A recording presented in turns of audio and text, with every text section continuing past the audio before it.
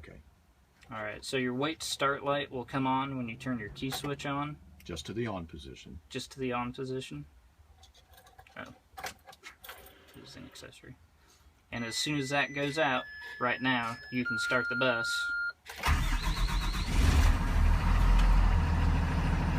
And if you don't do that, then you risk putting the bus into an alarm situation. The audible will come on, you have the check engine light, and then you're going to have to go through 4 cycles before that alarm feature will go off, right? Correct. And we're going to show that what that looks like.